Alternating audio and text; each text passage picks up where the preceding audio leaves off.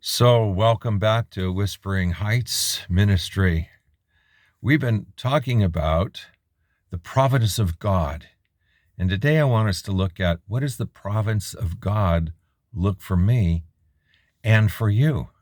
We're going to take a little road trip today. So, let me get this thing started. Going to be taking off in a second.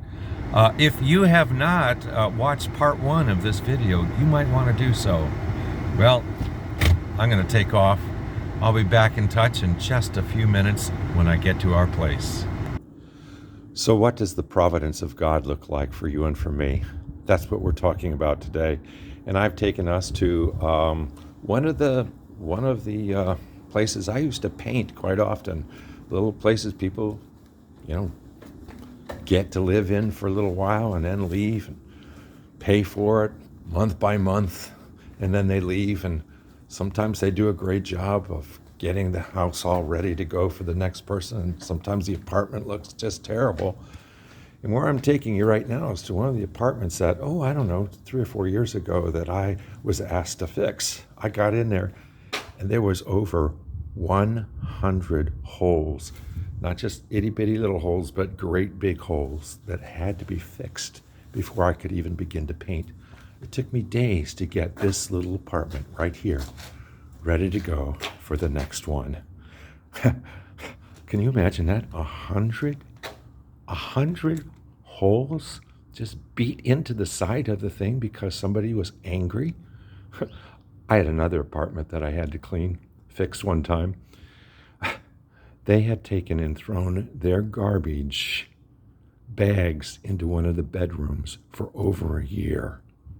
You cannot believe how that stank and how much work there was to do. When you look at stuff like this, you think, what is going on in people's hearts and minds? And where is the providence of God in all of this?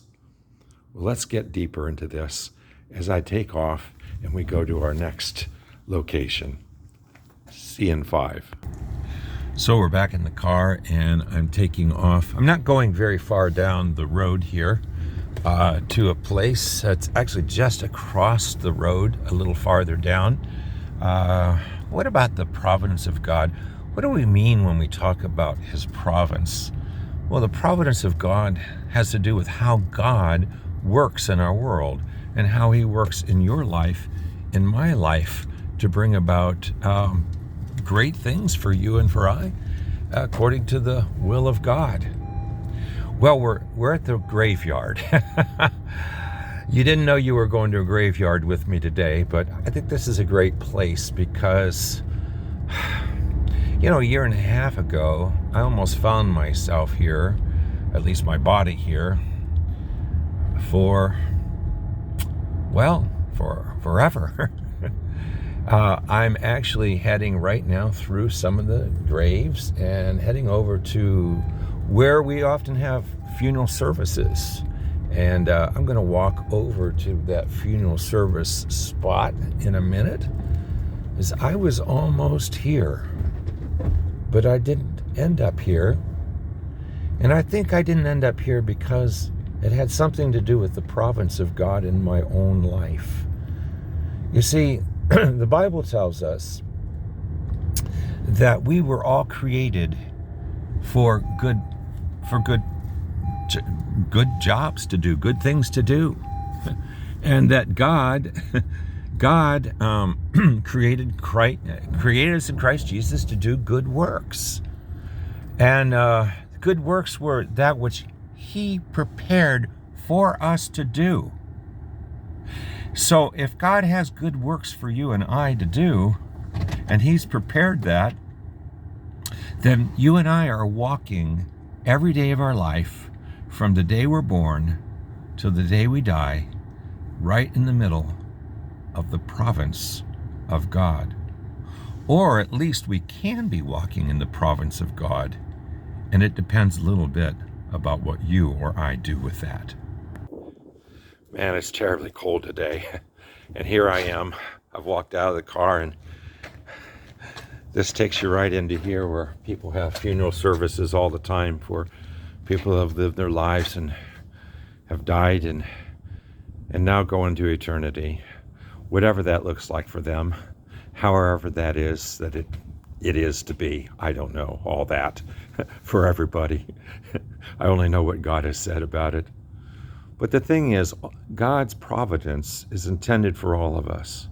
What we do with that providence, what we do with what God plans for you and for I, really is up to you and I to do. So I am walking here, and there are graves right here, real close. Maybe you can see them. And I like to look at these sometime to see when people lived and how long they lived. And I don't know if you can see this or not. I'm trying to show you. You've seen graves before. But I like to look at that. Where did people live? How long did they live? When did they die? How long ago was it that they died? I wonder often, there's their wife and or their kids, and here's some more spots right here that maybe you can see. I hope. We're going to get back in the car. It's just too cotton picking cold. But what did they do with their life? How many kids did they have? How did they go about living their life according to the providence of God, according to His ideas, His plans, His desires, His direction for their life? It was their decisions, as it is your decision, and it's mine. What we do with the providence that God has in our life. I'll be back in one more location in just a minute. Well, we're still in the graveyard. I'm walking up this little hill. This is a little tower here. I hope you can see that. It's really a cool place right here in the middle of this graveyard. I'm not sure what it says, but I like it. It's a lot. People are always trying to build towers for themselves. People have been trying to do that forever. But the best way to build a tower for ourselves is to decide what it is that God has planned for your life and mine.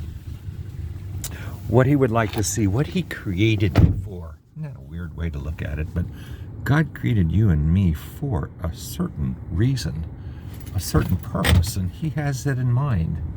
It's for us to find out what that is and how that works in our life. And I just moved up to try to get some of this light to make a little better picture for everybody here as we finish out this conversation. When I was in the hospital, I didn't watch the TV much. I didn't do a whole lot of things except sit in the hospital, go to therapy, and come back to my room and take long naps and eat good food. Believe it or not, in the hospital I was at, they had very good food. They really did. But I spent most of my time talking to God because I thought, I'm still alive. I'm told that everyone thought I was going to die, but I didn't. I'm getting better, but it's going to be a long, long road.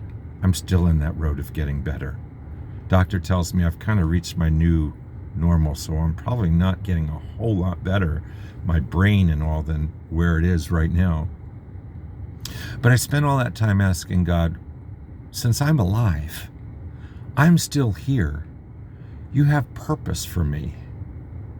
What is that purpose? Where am I to go in it? How can I do the works that you created for me to do? That's what I want to know, God.